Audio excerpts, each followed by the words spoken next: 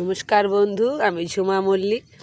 আপনারা দেখছেন আমার বাগান। এটা আর বাগানের মধ্যে কি লাগানো হয়েছে, ধনা পাতা লাগানো হয়েছে, বুট লাগিয়েছি, কফি লাগিয়েছি। দেখুন, দেখুন কফি লাগিয়েছি।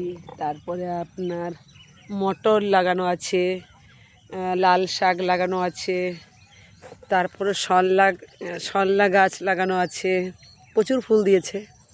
পিঁপে লাগানো আছে, বেগুন, পালং শাক, পেঁয়াজ। তা আমি এখন একটু ধনা পাতা তুলব চাটনি করার জন্যে। যদি তোমরা ধনা পাতা চাটনি করতে চাও তো কিভাবে করবে জানো?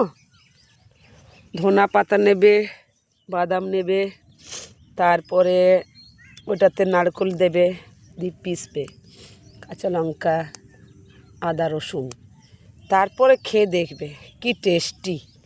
তো আজকে আমি ধনা পাতা দিয়ে, বাদাম দিয়ে, নারকেল দিয়ে মিক্সচারে পিসবো। তারপরে একটু কাঁচা সরষের তেল দিয়ে দেবো, ওপর থেকে নুন দিয়ে দেবো। তারপর ওটা খেয়ে দেখবে কি সুন্দর লাগবে।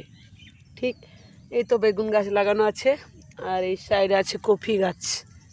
এই বড় বড় কফি হয়েছে। ওই সাইডে আছে পেঁয়াজ শাক, আগে আছে ডাঁটি পালং, তারপরে আছে পিঁপে, সাইডে সরলা গাছ, লাল শাক, মেথি শাক, সাদা পুনকো, এগুলো লাগিয়েছি। সবজির কি রেট, কি করব, প্রতিদিন কিনতে গেলে 100 টাকার সবজি কিনতে হয়, আবার 2 টাইম যাই।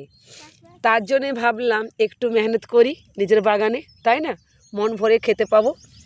তাই যাদের বাড়ি আছে, জমিন আছে, বাগান করতে শেখো, একটু পরিশ্রম করো, শরীরও ভালো থাকবে, সুস্থ।